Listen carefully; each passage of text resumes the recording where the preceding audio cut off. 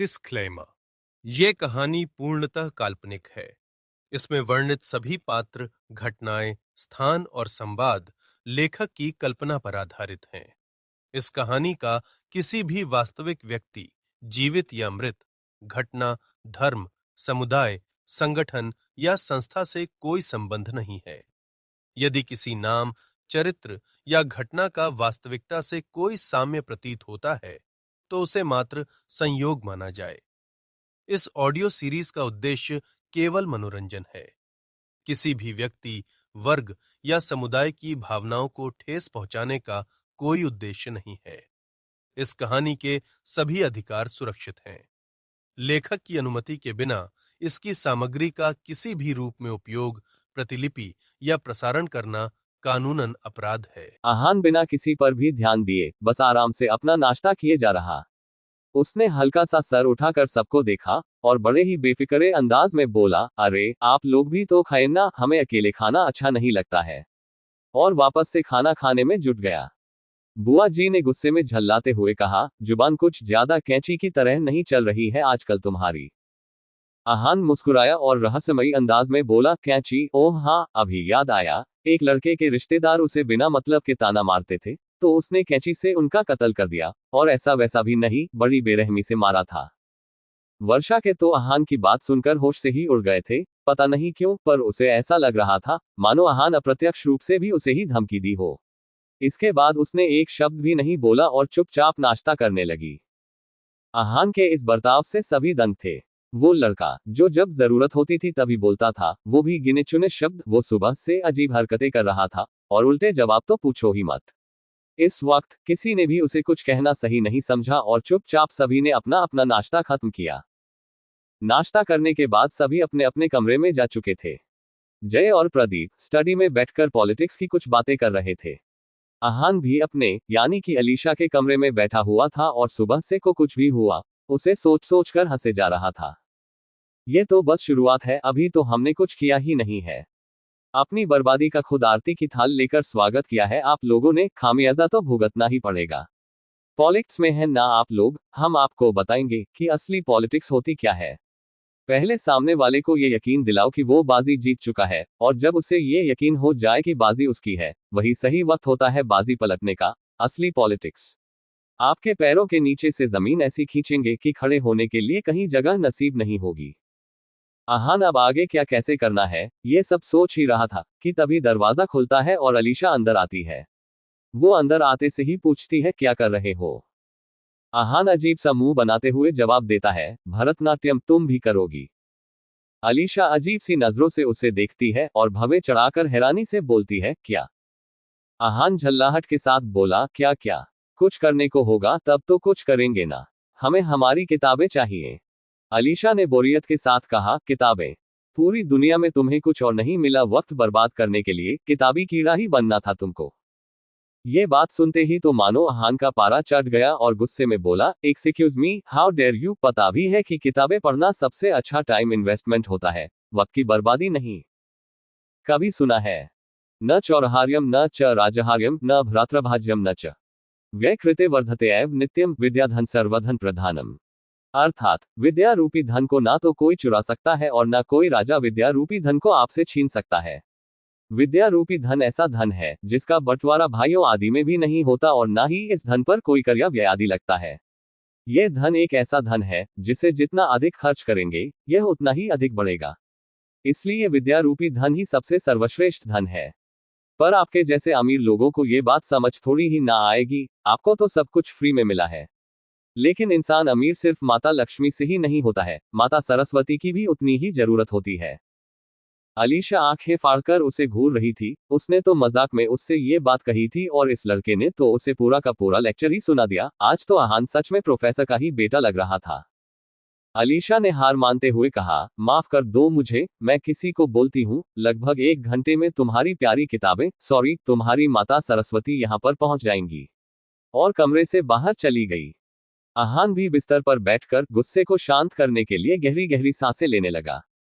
थोड़ी देर बाद उसने सोचा कि क्यों न बाहर जाकर देखा जाए कि आखिर चल क्या रहा है, और उठकर कमरे से बाहर चला गया। आहान से सीढ़ियों से नीचे उतर कर देखा तो वहां पर कोई भी नहीं था। उसने जाते हुए एक सर्वेंट से पूछा, सब कहाँ है? तो उसने जवाब दिया, अलीशा मैडम अभी बाहर गई हैं, वर्षा मैडम और प्रिया मैडम अपने अपने कमरे में हैं और बड़े साहब और छोटे साहब स्टडी रूम में हैं। आहान ने हाँ में सर हिलाया और उससे जाने का इशारा कर दिया और मन ही मन में सोचा, स्टडी रूम में ऐसी कौन सी बात चल रही है? कुछ तो गड़बड़ है दया, कुछ तो गड़बड़ है, पता लगाना पड़ेगा, आज साबित करना पड़ेगा कि सीआईडी का हर एपिसोड मन लगाकर देखा था। और स्टडी रूम की तरफ चला गया। आहान स्टडी रूम के पास पहुंचा और देखा कि दरवाजा अंदर से बंद था। उसने कान लगाकर बातें सुनने की कोशिश की तो उसे हल्की हल्की आवाजें सुनाई देने लगी और वो और ज्यादा ध्यान लगाकर सुनने लगा। नहीं, ये करने की तो सोचना भी मत। उस खन्ना की गिद्ध जैसी नजरें हैं हम पर, को बस मौका ढूंढ रहा है ताकि वो हमारी रेपुटेशन घटा सके। ये प्रदीप की आवाज थी। तो फिर हम क्या करें? हमें वो जमीन किसी भी हाल में चाहिए और उसका मालिक सीधे तरीके से जमीन दे नहीं रहा है, कुछ तो करना पड़ेगा ना। इस बार ये जय था। दिमाग से काम लो, एक काम करो, उसकी बीवी से बात करो, जरूरत पड़े तो उसे धमकाओ, हमें वो जमीन चाहिए, हम इतने पैसे भी खर्च कर रहे हैं, वो जमीन हमें किसी भी कीमत पर चाहिए। प्रदीप बोले और जय ने ठीक है कहकर उनकी बात का जवाब दिया। इस पूरी बातचीत ने आहान का ध्यान अपनी ओर आकर्षित कर लिया था। वो बिना किसी की भी नजर में आए वहां से निकलकर वापस अपने कमरे में आ गया। उसके दिमाग में अब भी जय और प्रदीप के बीच की बातचीत चल रही थी और सहसा ही उसके चेहरे पर एक शरारत भरी मुस्कान बिखर गई। अब आएगा ना मजा। आहान अपने कमरे में बैठे हुए कुछ प्लान कर रहा था। वो क्या करने वाला था ये तो सिर्फ और सिर्फ उसे ही पता था, मगर इतना तो बिल्कुल साफ था कि वो जो कुछ भी करने वाला है वो मल्होत्रा फैमिली के लिए अच्छा नहीं साबित होने वाला था। आहान अपने ख्यालों की दुनिया में ही गुम मंद मंद मुस्कुराए जा रहा था, को इतना खोया हुआ था कि कब अलीशा कमरे के अंदर आ गई उसे पता भी नहीं चला। जब अलीशा ने उसे ऐसे खोए हुए देखा तो बोली, कहाँ खोए हुए हैं पतिदेव? उसकी आवाज ऐसे अचानक से सुनकर आहान ने झटके से उसकी तरफ मुड़कर देखा और फिर खुद को शांत करते हुए बोला, कहीं नहीं। आप कब आई? जब आप अपनी ख्यालों की दुनिया में मग्न थे तभी आई थी। बता भी दो, ऐसे कौन से ख्यालों में गुम थे कि किसी चीज का होश ही नहीं था? अलीशा की बात सुनकर आहान मुस्कुराते हुए बोला, सोच रहे थे कि पिछले जन्म में ऐसे कौन से पाप कर दिए थे हमने, जिनका हिसाब किताब महादेव हमसे इस जन्म में आपसे शादी करवा के निकाल रहे हैं। आहान की बात सुनकर पहले तो अलीशा चिढ़ गई, पर फिर मुस्कुराते हुए उसके थोड़े करीब जाकर बोली, लगता है बहुत ज्यादा कर लिए थे पाप, इसलिए इस जन्म में तो पूरी जिंदगी मेरे साथ रहकर हिसाब चुकाना पड़ेगा। उसकी इस बात पर आहान चिढ़ते हुए बोला, वॉटेवर, इस घर में इंसानों को खाना खिलाया जाता है या फिर भूखा रखने का ट्रेडिशन है? अलीशा उसकी बचकाना हरकत पर हंसते हुए बोली, डिनर के लिए ही बुलाने आई थी, चलो नीचे और प्लीज सुबह की तरह बुआ जी के साथ बदतमीजी मत करना। आहान ने मासूम सा चेहरा बनाते हुए अपनी तरफ उंगली दिखाकर कहा, बदतमीजी? और हमने तो कुछ भी नहीं किया, हम तो मासूम है ना। अलीशा ने उसकी ऐसी शक्ल और ऐसी बचकाना बातें सुनकर बस अपना सर हिला दिया और उसका हाथ पकड़कर नीचे डाइनिंग हॉल में आ गई। आहान को वहां देखते ही वर्षा का एक बार फिर मुंह बन गया, क्योंकि उसे सुबह हुई सारी बातें याद आ गई थी। तो वहीं आहान ने वर्षा की ऐसी शक्ल देखकर उसे अपनी बत्तीसी दिखा दी और अपनी जगह पर बैठ गया। आहान की इस हरकत पर तो वर्षा का खून खौल गया, मगर समय की नजाकत को समझते हुए उसने कुछ न बोलना ही सही समझा और गुस्से में ही अपना खाना खाने लगी। वहीं आहान काफी मजे से अपना खाना खा रहा था। एक बात थी, सिचुएशन चाहे जो भी हो पर आहान खाना नहीं छोड़ सकता था। उसके लिए जितना जरूरी सांस लेना था उतना ही जरूरी खाना खाना था। वो एक असली वाला फूडी इंसान था। थोड़ी देर बाद जब सबका खाना खत्म हो गया और सब लोग उठकर वहां से जाने ही वाले थे, तभी आहान ने सबका ध्यान अपनी ओर आकर्षित करते हुए तेज आवाज में कहा, हमें कुछ बात करनी है। आहान की बात सुनकर सब अपनी अपनी जगह पर स्थिर हो गए थे और प्रदीप बोले, बोलो क्या बात करनी है?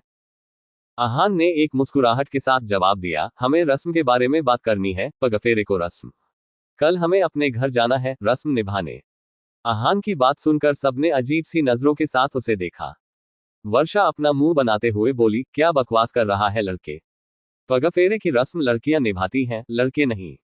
आहान ने एक सार्कास्टिक स्माइल के साथ वर्षा को देखा और तंज भरी आवाज में बोला, ओफो बुआ जी, लड़कियां रस्म निभाती हैं क्योंकि उनकी विदाई होती है, यहाँ पर विदाई किसकी हुई है? हमारी ना। तो फिर जब विदाई हमारी हुई है तो फिर पगफेरे की रस्म आप थोड़ी निभाएंगी। आहान की बात सुनकर वर्षा का मुंह बंद हो चुका था, पर गुस्सा उसके चेहरे पर साफ देखा जा सकता था। एक बात तो वहां बैठे हर एक शख्स को अच्छे से समझ में आ गई थी, और वो बात ये थी कि अहान को उल्टे जवाब देने की आदत थी। वो किसी की भी बात सुनना बर्दाश्त नहीं करता था, फिर चाहे सामने कोई भी क्यों न खड़ा हो, और ये बात उन सब ने देख भी ली थी। प्रदीप ने बात को वहीं खत्म करने लिए शांत स्वभाव से कहा, ठीक है, अगर तुम्हें कल जाना है तो फिर चले जाओ, मगर एक बात याद रखना, इसके बाद तुम वहां नहीं जाओगे। कल ड्राइवर तुम्हें वहां छोड़ आएगा और शाम को ले भी आएगा, और कोई भी उल्टी सीधी हरकत करने की सोचना भी मत, मेरी नजरें हैं तुम पर।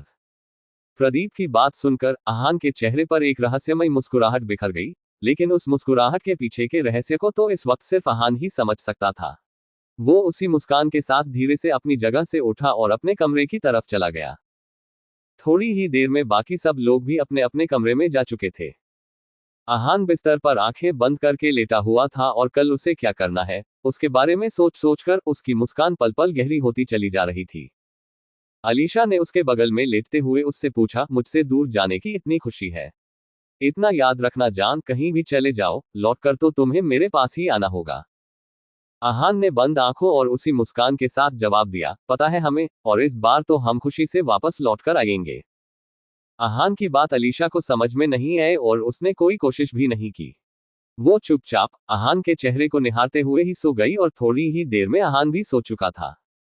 अगली सुबह अहान सुबह जल्दी उठकर ही तैयार हो गया था। कल उसके सुबह वाले हंगामे के बाद ही जय ने उसकी सारी जरूरत की चीजें मंगा ली थी, इसलिए आज उसे कोई तकलीफ नहीं हुई थी। उसने सबके साथ बैठकर आराम से नाश्ता किया और फिर अपने घर जाने के लिए बाहर ड्राइवर के पास आ गया। जय और अलीशा भी वहीं खड़े थे। जय कुछ बोलने ही वाला था कि तभी अहान उसकी बात शुरू होने से पहले ही बोला, हाँ हाँ पता है, कोई उल्टी सीधी हरकत मत करना, भागने की कोशिश मत करना, तुम जानते तो होगे ही कि हम लोग कौन हैं, तुम हमसे भाग नहीं सकते। इतना परेशान मत होइए, कुछ नहीं करेंगे। अहान की बात सुनकर जय भौचक्का सा खड़ा उसे ही देख रहा था, क्योंकि अहान ने बिल्कुल वही शब्द बोले थे जो वो बोलने वाला था। इसके बाद ना उसने कुछ कहा और न ही अलीशा ने, तो अहान गाड़ी में बैठ गया और ड्राइवर ने कार चला दी। थोड़ी ही देर बाद अहान अपने घर पहुंच चुका था। वो कार से उतरा और सीधा भागकर अंदर चला गया। अंदर जाते ही उसे सब लोग हॉल में ही मिल गए। उन सब के चेहरे, जो अब तक उतरे हुए थे, वो अहान को देखते ही खिल उठे। करुणा जीने को कसकर गले से लगा लिया और उसके चेहरे को बेतहाशा चूमते हुए फिक्र के साथ पूछा, मेरा बच्चा, आप ठीक हैं ना? आपको कुछ हुआ तो नहीं? उन लोगों ने कुछ किया आपके साथ? बुरा बर्ताव तो नहीं किया ना? अहान ने एक नजर अपनी मां को देखा और फिर बाकी सबको। सबकी नजरों में वही सवाल थे जो करुणा ने पूछे थे। अपने परिवार का इतना प्यार और फिक्र देखकर अहान की आंखों में नमी तैर गई और वो बड़े प्यार से बोला, नहीं मम्मा, कुछ नहीं हुआ, सब कुछ ठीक है, किसी ने कुछ भी नहीं किया हमारे साथ। नमन ने अहान को सोफे पर अपने बगल में बैठते हुए चिंता के साथ उसे पूछा, तो फिर आप यहाँ, उन लोगों ने आपको आने कैसे दिया बेटे? अहान ने एक गहरी सांस ली और शादी के बाद से जो कुछ भी मल्होत्रा मेंशन में हुआ, वो सब कुछ उन लोगों को बता दिया और साथ ही साथ अपने यहाँ आने का मकसद भी बता दिया। उसकी सारी बातें सुनकर नमन जी फिक्र के साथ बोले, अगर किसी को कुछ पता चल गया तो फिर दिक्कत हो जाएगी बेटे, कहीं वो लोग आपको कुछ कर न दें।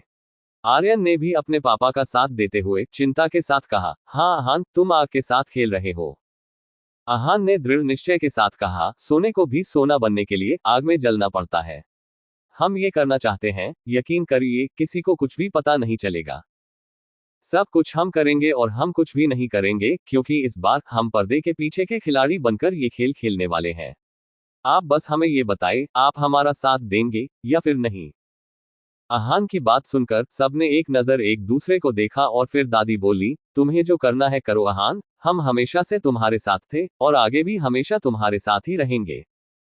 उनकी बात सुनकर अहान के चेहरे पर एक मुस्कुराहट छा गई और इस वक्त उसकी आंखों में एक अलग ही चमक थी। एक आग थी, जो आग शायद आगे चलकर मल्होत्रा फैमिली के गुरूर को जलाने वाली थी।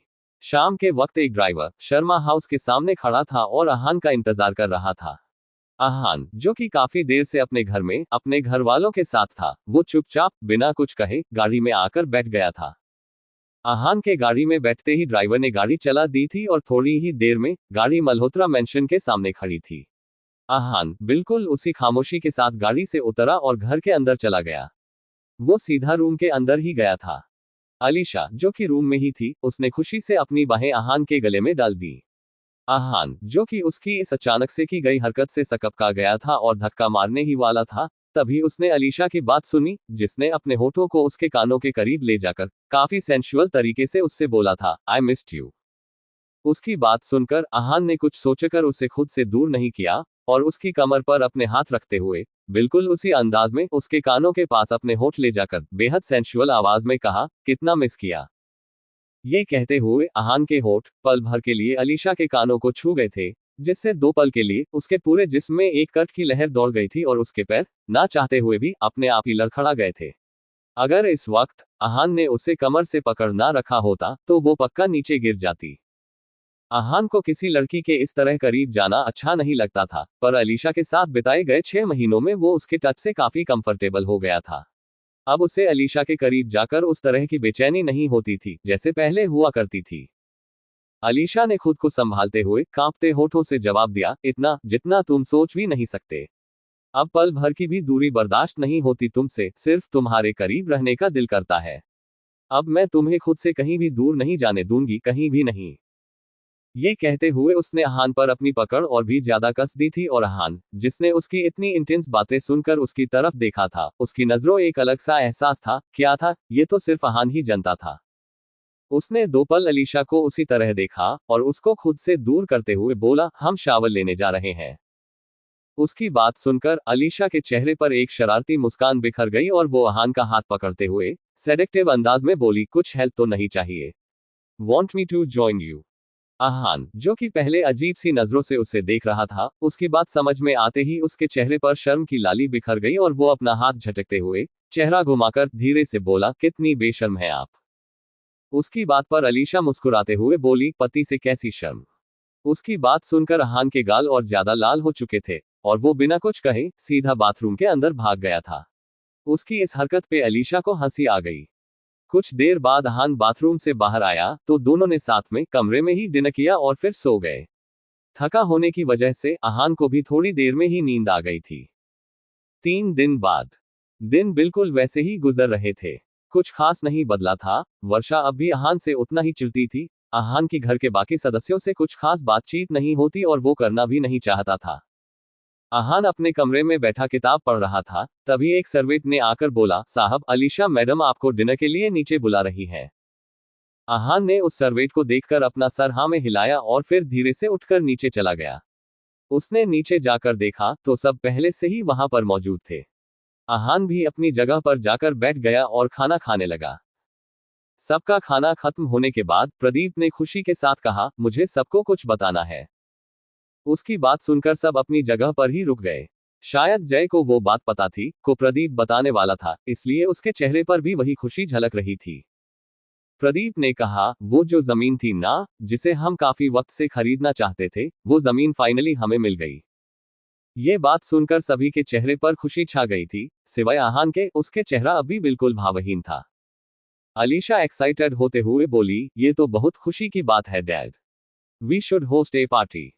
जय उसकी बात सुनकर मुस्कुराया और बोला, बिल्कुल डॉल, इसलिए ही तो कल हमने पार्टी ऑर्गेनाइज की है। Wow, that's so amazing. Alisha खुश होते हुए बोली। तो जवाब में प्रदीप बोले, बिल्कुल, पर फिलहाल आप सब जाए और सो जाए। इसके बाद सब लोग अपने अपने रूम में चले गए। कमरे के अंदर कदम रखते ही अहान के एक्सप्रेशनलेस चेहरे पर एक शैतानी मुस्कान बिखर गई, मानो जैसे वो यही चाहता हो और सब कुछ इसके हिसाब से ही हो रहा हो। अगले दिन पूरा मेंशन सजा हुआ था और पार्टी की पूरी तैयारी हो चुकी थी। अहान भी तैयार हो चुका था और अलीशा के तैयार होने का इंतजार कर रहा था। थोड़ी देर बाद अलीशा एक बेहद खूबसूरत ब्लैक गाउन पहने बाहर निकली। अहान ने जैसे ही उसे देखा उसकी नजरें उस पर ही टिक गईं। वो इस वक्त बेहद हसीन लग रही थी। ब्लैक गाउन, कमर तक लहराते उसके लंबे बाल, रेड लिपस्टिक और स्मोकी मेकअप, वो इस वक्त बिल्कुल किसी परी की तरह लग रही थी। वहीं अलीशा का भी कुछ ऐसा ही हाल था। उसकी नजरें भी बस अहान पर ही टिक गई थी। अहान ने भी आज ब्लैक पहना था। ब्लैक सूट और रेड टाई में वो बेहद हसीन लग रहा था। उसकी नीली आंखों को ढकती हुई उसकी सुनहरी जुल्फें, इस वक्त वो कहर ढा रहा था। दोनों का ही ध्यान दरवाजे पर हुए नॉक से टूटा। बाहर से आवाज आई, मैडम, बड़े साहब ने आप दोनों को नीचे बुलाया है। अलीशा ने झुंझलाहट से कहा, जाओ तुम, आ रहे हैं हम लोग। फिर वो गुस्से में खुद से ही बड़बड़ाए, मेरे रोमांस के दुश्मन हैं सब यहाँ पर। आहान ने धीरे से कहा, चले नीचे। तो आलिशा ने हाँ में सर हिलाया और उसका हाथ पकड़कर नीचे चली गई। नीचे पार्टी जोरों शोरों से चल रही थी और अब तक मीडिया भी आ चुकी थी। मीडिया प्रदीप से कुछ सवाल कर रही थी और प्रदीप बड़े ही आराम से उन सारे सवालों के जवाब दे रहा था। तभी किसी ने पूछा, क्या ये सच है मिस्टर मल्होत्रा कि आपने अभी एक जमीन खरीदी है और वो जमीन अपने जबरदस्ती हासिल की है? ये सवाल सुनते ही प्रदीप थोड़ा सकपका गया और उस आदमी को अजीब से नजरों से देखने लगा। फिर वो खुद को संभालते हुए झूठी हंसी हंसकर बोला, नहीं तो शायद आपको कोई गलतफहमी हुई है। वो आदमी दोबारा बोला, नहीं मिस्टर मल्होत्रा, हमें ऐसा नहीं लगता है। तभी पीछे से एक आवाज आई, ये सच कह रहे हैं। सबने पीछे देखा तो आदमी वहां खड़ा था। उस आदमी को देखकर प्रदीप के होश उड़ गए, क्योंकि ये वही आदमी था जिससे प्रदीप ने वो जमीन खरीदी थी। रिपोर्टर्स प्रदीप से जमीन के बारे में उल्टे सीधे सवाल कर ही रहे थे कि तभी पीछे से एक आवाज आई और उस आवाज को सुनकर सभी उस ओर देखने लगे। सबने पीछे देखा तो आदमी वहां खड़ा था। उस आदमी को वहां पर खड़ा देखकर प्रदीप के होश उड़ गए, क्योंकि ये वही आदमी था जिससे प्रदीप ने वो जमीन खरीदी थी। प्रदीप ने सवालिया नजरों से जय को देख मानो उससे ये पूछ रहा हो कि ये इंसान अंदर कैसे आया। और जय ने आंखों ही आंखों में उससे इशारा किया, जैसे कि कह रहा हो कि मुझे कुछ भी नहीं पता। दोनों के ही चेहरों पे चिंता की लकीरें छा गई थी और अब तक उस आदमी को रिपोर्टर्स ने घेर लिया था और उससे सवाल कर रहे थे, जिसकी वजह से प्रदीप की चिंता बढ़ती जा रही थी। वो आदमी जो कि इतने सारे रिपोर्टर्स को देखकर और प्रदीप के गुस्से वाले एक्सप्रेशंस को देखकर डरने लग गया था। उसने चोर नजरों से आहान को देखा, जिसने अपनी पलकें झपकाकर उस आदमी को इशारों ही इशारों में हिम्मत बंधा दी। आहान से हिम्मत मिलते ही उस आदमी की अटकती हुई सांसें बहाल हुई और उसने एक चैन की सांस लेकर उन रिपोर्टर्स के सवालों का जवाब देते हुए अपना इंट्रोडक्शन देते हुए बोला, मेरा नाम किशन है और मिस्टर मल्होत्रा ने जो जमीन खरीदी है वो मुझसे ही खरीदी है। उस आदमी का जवाब सुनते ही मानो वहां पर सनसनीखेज सी मच गई थी और प्रदीप के एक्सप्रेशंस पल पल बदल रहे थे। मीडिया वालों ने अब किशन पर सवालों की बौछार कर दी थी। वो किशन से लगातार सवाल किए जा रहे थे, जैसे कि क्या मिस्टर मल्होत्रा ने इस जमीन के लिए आपसे जबरदस्ती की है? क्या आप ये जमीन नहीं बेचना चाहते थे? क्या प्रदीप जी ने ये जमीन अपने जाति मसलों के लिए आपसे जबरदस्ती ली है? ऐसे ही कई सवाल वहां पर गूंज रहे थे और वो आदमी थोड़ा थोड़ा घबराने लग गया था। उसने एक बार फिर चोर नजरों से आहान को देखा तो उसने उसे आगे बोलने का इशारा किया। आहान का इशारा मिलते ही वो आदमी शांत हुआ और एक गहरी सांस लेकर रिपोर्टर्स के सवालों का जवाब देते हुए बोला, आप लोगों को बेशक ही कोई गलतफहमी हुई है। मिस्टर मल्होत्रा तो बहुत ही अच्छे इंसान हैं, वो तो किसी के साथ जबरदस्ती कर ही नहीं सकते हैं। उस आदमी की बात सुनते ही जय और प्रदीप दोनों के ही एक्सप्रेशंस बदल गए और जहां पर थोड़ी देर पहले गुस्से के भाव थे, अब वहां पर कंफ्यूजन थी और ऐसा ही कुछ हाल था मीडिया का भी। एक रिपोर्टर ने सवालिया नजरों के साथ किशन को देखते हुए उससे पूछा, तो फिर ये खबर जो हमें मिली है वो झूठी है क्या? मिस्टर मल्होत्रा ने आपसे जमीन जबरदस्ती नहीं ली है, उन्होंने आपसे ये जमीन खरीदी ही क्यों है? किशन ने एक गहरी सांस ली और फिर शांति से बोला, जी बिल्कुल, ये खबर झूठी है। मिस्टर मल्होत्रा ने मेरे साथ कोई भी जबरदस्ती नहीं की है, उल्टा उन्होंने तो ये जमीन बड़े ही पुण्य काम के लिए खरीदी है। उसकी बात सुनकर वहां मौजूद हर एक इंसान की आंखें हैरत से चौड़ी हो गई थी और साथ ही साथ प्रदीप और जय की आंखें भी हैरत से फैल गई थीं। दूसरे रिपोर्टर ने सवालिया एक्सप्रेशंस के साथ किशन से पूछा, क्या मतलब है आपका कि पुण्य काम के लिए खरीदी है? किशन ने शांत भावों के साथ ही जवाब दिया, जी बिल्कुल, पुण्य काम के लिए। मिस्टर मल्होत्रा उस जमीन पर एक नर्सिंग होम बनवाना चाहते हैं। वो रूरल एरिया है और वहां पर इलाज की काफी दिक्कत है और इसीलिए मिस्टर मल्होत्रा उस जगह पर एक नर्सिंग होम बनवाना चाहते हैं। अब आप बताएं, क्या ये पुण्य का काम नहीं है? उसकी बात सुनते ही प्रदीप का मुंह सदमे से खुला का खुला रह गया था और साथ ही रिपोर्टर्स भी हैरानी से कभी किशन को तो कभी प्रदीप को देख रहे थे।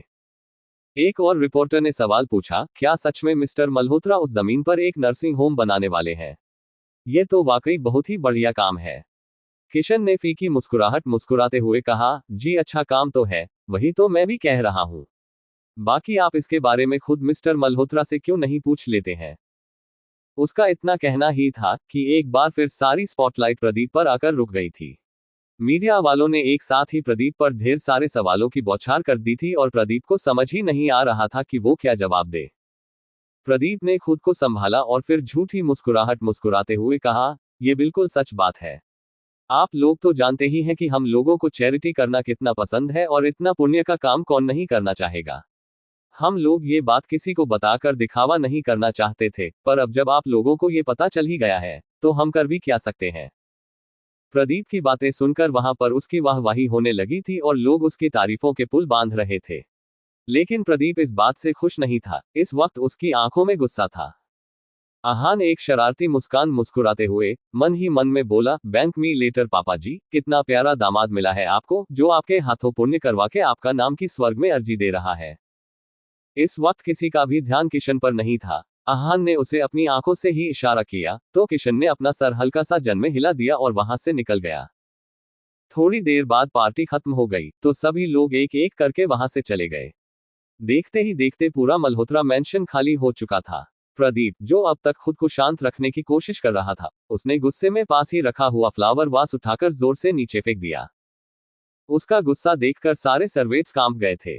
वो गुस्से से चीखते हुए बोला, इतने पैसे खर्च करके वो जमीन खरीदी थी अपने फायदे के लिए और सब कुछ हाथ से ऐसे ही निकल गया। उस आदमी की इतनी हिम्मत कैसे हो गई कि उसने ये सब कुछ कर दिया। उस आदमी को तो मैं जान से मार डालूंगा। आहान बस अपने सामने का नजारा एक मुस्कुराहट के साथ देख रहा था और अतीत के पल उसकी आंखों के सामने घूम गए। फ्लैशबैक। आहान ने प्रदीप और जय की बातें सुनने के बाद जब वो दोनों वहां नहीं थे तो स्टडी की तलाशी ली और वहां पे उसे एक फाइल मिली। उस फाइल में उस आदमी किशन की और उस जमीन के बारे में डिटेल्स थी। उसे देखकर आहान का चेहरा खिल गया। आहान उसके बाद ही बहाना बनाकर अपने घर चला गया था और अपने घर वालों के साथ अपना प्लान डिस्कस किया और आर्यन से बोला, भाई आप किसी तरह से बिना किसी को पता चले किशन जी को यहाँ पर ले आइए, ये उनका एड्रेस है। आर्यन ने हाँ में सर हिलाया और लगभग 2 घंटे बाद वो छुपते छुपाते किशन के वहां पर ले आया था। आहान ने किशन को देखा और उसे अपने बारे में सब कुछ बताया और उसे समझाते हुए बोला, देखिए हम जानते हैं कि वो जमीन आपके लिए इम्पोर्टेंट है, पर आप समझिए हमारी बात को, अगर वो लोग जमीन चाहते हैं तो वो हासिल करके रहेंगे। हम लोग वो जमीन बेच तो दें, लेकिन एक कॉन्ट्रैक्टर साहब आए थे और बोल रहे थे कि वहां पर अस्पताल बनाएंगे, इसलिए हम जमीन उन्हें बेचना चाहते हैं, पर वो लोग हमसे ये जमीन जबरदस्ती लेना चाहते हैं। आहान मुस्कुराया और सहजता से बोला, तो प्रॉब्लम क्या है, आप वो जमीन अच्छे दामों पर उन्हें बेच दीजिए और मीडिया में जाकर ये बोल दीजिएगा कि मिस्टर मल्होत्रा उस जमीन पर नर्सिंग होम बनवाएंगे, आपका भी काम हो जाएगा और हमारा भी। उसकी बात सुनकर किशन कांपती आवाज में बोला, नहीं नहीं, वो लोग हमें छोड़ेंगे नहीं। आहान धीरे से हंसा और फिर बोला, कुछ नहीं होगा, हमारी बात सुनिए, अमित खन्ना प्रदीप मल्होत्रा का अपोनेंट है और उनकी इज्जत उतारने की पूरी कोशिश कर रहे हैं। आपको जो पैसे मिलेंगे आप उन पैसों से डायमंड अपार्टमेंट में घर ले लेना, वहां पर खन्ना जी का एक आदमी रहता है, वहां पर कोई आपको कुछ नहीं करेगा क्योंकि उनकी नजरें वहां पर रहेंगी और वैसे भी न्यूज पर आने के बाद आपको कुछ भी करने से पहले वो लोग कई बार सोचेंगे। आहान की बात सुनकर किशन में थोड़ी हिम्मत आए और उसने आहान का साथ देने के लिए हामी भर दी, जिससे आहान का चेहरा खिल गया। यह सोचते हुए ही आहान अपने यादों से बाहर आ चुका था और उसके चेहरे पर एक मिस्टीरियस मुस्कान थी। उसने मुस्कुराते हुए ही मन सोचा, ये तो बस शुरुआत है मिस्टर मल्होत्रा, अभी तो बहुत कुछ बाकी है। Get ready for a roller coaster ride. सभी लोग इस वक्त अपने अपने कमरों में थे और आज जो कुछ भी पार्टी में हुआ था उसके ही बारे में सोच रहे थे। सब आज हुए उस इंसिडेंट से काफी परेशान थे, सिवाय एक शख्स के, और वो था आहान। आहान बिस्तर पर लेटा था और इस वक्त भी उसके चेहरे पर एक बड़ी ही खूबसूरत मुस्कान थी। जय ने किसी तरह से प्रदीप को समझाकर उसके कमरे में भेजा था। प्रदीप का बस चलता तो वो उस आदमी को जान से ही मार देता, मगर जय ने उसे बड़ी मुश्किल से ये बात समझकर शांत किया था कि खन्ना की नजरें उन लोगों पर है और मीडिया की भी, इसलिए इस वक्त उन्हें सोच समझकर कदम उठाना होगा और इसलिए ही प्रदीप भी शांत होकर अपने कमरे में चले गए थे और उनके बाद ही बाकी सब भी अपने अपने कमरों में चले गए थे। आहान बिस्तर पर लेटा हुआ था, तभी अलीशा ने इरिटेशन भरी आवाज में कहा, तुम यहाँ इतने आराम से कैसे लेटे हुए हो? पता है ना तुम्हें कि आज क्या हुआ पार्टी में? आहान ने उसकी बात सुनकर धीरे से अपनी आंखें खोली और लापरवाही से बोला, हम पता है कि क्या हुआ पार्टी में। अलीशा ने अजीब नजरों से उसे देखते हुए कहा, तो तुम इतने शांत कैसे हो? जिस आहान को मैं जानती हूँ वो आहान तो छोटी छोटी सी बातों में परेशान हो जाता था और आज तुम्हारे चेहरे पर एक शिकन भी नहीं आई। आहान उसकी बात पे उसकी तरफ पलटता है और एक मुस्कुराहट के साथ बड़ी ही प्यारी आवाज में बोला, so what do you want me to do? Alisha उसका हाथ पकड़ते हुए बोलती है, I want you to do nothing, I just want to know कि जब से तुम्हारी शादी हुई है तुम इतने बदल से क्यों गए हो? घर में सब इतने परेशान हैं और तुम इतने चुप हो क्यों? अहान ने अपने हाथ को देखा, जिसे इस वक्त अलीशा ने पकड़ रखा था, और बेफिक्री से बोला, कभी कभी इंसान को हालातों के हिसाब से बदलना पड़ता है, और रही बात टेंशन लेने की, तो शादी तक हमने इतनी टेंशन ले ली है कि अब और ली ही नहीं जा रही है, और वैसे भी हमने सुना है कि ज्यादा टेंशन लेने से बाल झड़ने लगते हैं, and I just love my hairs, so no more tension. Alisha उसे हैरानी भरी नजरों से देख रही थी, तो अहान उसे देखकर मुस्कुरा दिया, और जिस हाथ से उसने उसका हाथ पकड़ा था, उसी हाथ को खींचकर उसने अलीशा को बिस्तर पर लेटा दिया। ऐसे झटके से खींचे जाने पर अलीशा का सर अहान के सीने से लग जाता है, और उसके बाल अहान के चेहरे पर बिखर जाते हैं। अहान ने अब भी उसका हाथ पकड़ रखा था, और इस करीबी से इस वक्त दोनों को ही धड़कने बढ़ी हुई थी। दोनों की ही सांसें गहरी हो चली थी। अलीशा ने धीरे से अपना सर उठाकर ऊपर देखा, तो उसकी आंखें अहान की आंखों से जा टकराईं, जो बड़ी ही इंटेंस नजरों से उसे ही देख रहा था। अहान की आंखों में इंटेंसिटी देखकर अलीशा के गाल थोड़े थोड़े लाल हो गए थे, मगर उसने आई कांटेक्ट नहीं तोड़ा था, वो भी अहान को उसी इंटेंसिटी से देख रही थी। अलीशा अहान के इतने करीब होकर अपने ऊपर से अपना इख्तियार खोने लग गई थी। अहान था ही इतना हॉट कि कोई भी उसे देखकर ही उस पे फिदा हो जाए, और अलीशा तो उसके इतने करीब थी। हाल तो अहान का भी कुछ ऐसा ही था। वो कभी किसी लड़की के इस तरह करीब नहीं आया था, और ये एहसास कि वो जिस लड़की के इतना करीब है, वो लड़की कोई और नहीं, उसकी बीवी है, उसके अंदर कुछ अलग ही जज्बात जगा रहा था। अलीशा अपने ऊपर से अपना इख्तियार अब पूरी तरह से खो चुकी थी। वो धीरे से अपने चेहरे को अहान के करीब करने लगती है। अहान भी इस वक्त पूरी तरह से उसमें खो चुका था। वो इस वक्त कुछ भी सोचने समझने की हालत में नहीं था। अलीशा का चेहरा इस वक्त अहान के चेहरे के बेहद करीब था। दोनों की सांसें एक दूसरे से टकरा रही थी। अलीशा ने धीरे से अपने होठों को अहान के होठों पर रख दिया। अलीशा के होठों को खुद के होठों पर महसूस करके अहान अपनी आंखें बंद कर लेता है। एक दूसरे के होठों को महसूस करके दोनों के ही ऊपर खुमारी सी छाने लगती है, और ऐसा हो भी क्यों ना, आखिर ये उन दोनों की ही पहली किस जो थी। अलीशा को इससे पहले साहिल ने कई बार गालों पर किस किया था, पर उसने कभी भी उसे इससे आगे नहीं बढ़ने दिया था, और अहान, वो बेचारा तो त्रिधा को छोड़कर किसी लड़की के आसपास भी नहीं जाता था, और उसके लंदन जाने के बाद तो वो लड़कियों से दूर ही रहता था। अलीशा वो पहली लड़की थी जो उसके इतने करीब आई थी। दोनों ही एक दूसरे में खोए हुए थे और सब कुछ भूल चुके थे। दोनों की ही आंखें इस वक्त बंद थीं, और वो दोनों एक दूसरे को महसूस कर रहे थे। दोनों एक दूसरे को धीरे धीरे पर पैशनेटली किस कर रहे थे। दोनों एक दूसरे को किस कर ही रहे थे कि तभी अचानक से मानो अहान को होश आता है, और एक झटके के साथ अलीशा को खुद से दूर कर देता है, जिससे अलीशा उसके बगल में बिस्तर पर लेट जाती है। अलीशा अहान को गुस्से और हैरानी के मिले जुले भावों से देख रही थी, और अहान तो जैसे अब भी सदमे में ही था। उसे समझ में ही नहीं आ रहा था कि आखिर कैसे वो इस तरह बहक गया, और न सिर्फ उसने अलीशा को खुद को किस करने दिया, बल्कि खुद भी उसे किस किया। अहान अपने ही ख्यालों में खोया हुआ था। उसका ध्यान तब टूटता जब उसके कानों में अलीशा की आवाज पड़ती है, जो गुस्से में उससे कह रही थी, व्हाट द हेल अहम। यह क्या हरकत थी। अहान ने अपने चेहरे के एक्सप्रेशंस को छुपाते हुए शांत भाव से उसकी ओर देखते हुए कहा, बहुत देर हो गई है, सो जाए। अलीशा ने उसका ऐसा ठंडा रिएक्शन एक्सपेक्ट नहीं किया था, और इतनी पैशनेट किस के बाद तो बिल्कुल भी नहीं। वो गुस्से में अहान से बोलती है, जब तुम मुझे किस कर रहे थे, तब तुम्हें सोने के लिए देर नहीं हो रही थी। उसकी बातें सुनकर अहान को बुरा लगा, और उसने गिल्ट के साथ कहा, I am sorry, I didn't mean to, हमने जानबूझकर नहीं किया, पता नहीं कैसे हम खो गए थे। और इससे पहले कि अहान आगे कुछ बोल पाता, अलीशा ने उसके होठों पर उंगली रखकर उसे चुप करा दिया, और इस बार नरमी के साथ बोली, यू शुडंट बी सॉरी, तुम बहक गए बिकॉज इट्स नेचुरल, और इसमें कुछ गलत नहीं है। हम शादीशुदा हैं और कपल्स के बीच ये सब होता है। तुम खुद पर कंट्रोल करना ही क्यों चाहते हो अहान, इसमें कुछ गलत तो है नहीं। तुम इस शादी को आगे क्यों नहीं बढ़ाना चाहते हो? क्यों हर बार मुझे खुद से दूर कर देते हो? अहान चुपचाप खामोश बैठा था, और फिर धीमी आवाज में बोला, I don't know but I need time. हमारी शादी नॉर्मल नहीं थी, और जो कुछ भी हुआ उसके बाद सब कुछ भूल कर आगे बढ़ना इतना आसान नहीं है। अलीशा को पहले तो गुस्सा आया, पर फिर उसने कंट्रोल करते हुए अहान से कहा, अहान, मैं जानती हूँ कि तुम ये शादी नहीं करना चाहते थे, पर इसका ये मतलब हरगिज नहीं है कि तुम्हारा जो मन आएगा तुम वो करोगे। सारी जिंदगी ऐसे तो नहीं बीत सकती है ना। हमें पुरानी बातों को भूलना होगा। अलीशा की बातें सुनकर अहान को भी काफी गुस्सा आ रहा था। एक तो उसने जबरदस्ती उससे शादी की थी, इसके घर वालों ने उसे जलील किया था, उसके पापा की जान लेने की कोशिश की थी, और उसे इस वक्त भी धमकी ही दे रही थी। गुस्से में अहान ने अपनी मुट्ठियां भींच ली थीं। उसने एक गहरी सांस ली और अपना गुस्सा शांत करते हुए शांत लहजे में बोला, हम जानते हैं कि पुरानी बातों को भूलना पड़ता है तभी जिंदगी अच्छी बीतती है, पर आपको भी ये बात समझनी होगी कि सब कुछ भूल के आगे बढ़ना इतना आसान नहीं होता है, वक्त लगता है और हमें वही वक्त चाहिए। अलीशा ने कुछ बोलने के लिए अपना मुंह खोला ही था, पर अहान ने उसके कुछ बोलने से पहले ही अपनी बात को जारी रखते हुए आगे कहा, और अगर आप भूल गई हैं तो हम आपको याद दिला दें कि शादी वाली रात आपने खुद हमसे कहा था कि आप हमसे पत्नी होने का हक तब मांगेंगी जब आप अपने पत्नी होने के फर्ज निभा लेंगी। उसकी बात सुनकर अलीशा को शादी की रात और उन दोनों के बीच हुई सारी बातें एक एक करके याद आ गई और वो चुप हो गई।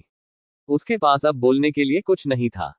कुछ सोचते हुए अचानक से ही उसके चेहरे पर एक मुस्कान बिखर गई और वो बड़े ही सेडेक्टिव आवाज में बोली, शो व्हाई नॉट डार्लिंग। अब तो मैं पत्नी होने के सारे फर्ज अच्छे से निभाऊंगी और फिर देखती हूँ कि तुम कैसे मुझे मेरा हक नहीं दोगे। उसकी बातें सुनकर और उसकी आंखों में जुनून देखकर अहान के पूरे शरीर में एक सनसनी सी दौड़ गई थी और उसने इस वक्त खामोश रहना ही सही समझा। आज के लिए बस इतना ही। इस कहानी में आगे क्या होगा, ये जानने के लिए सुनिए इस कहानी का अगला पार्ट। अगर आपको ये कहानी पसंद आ रही है तो इस वीडियो को लाइक करें, कहानी से जुड़े रहने के लिए चैनल को सब्सक्राइब करें और कमेंट्स में अपनी राय जरूर बताएं। मिलते हैं कहानी के अगले पार्ट में। तब तक के लिए बाय और टेक केयर।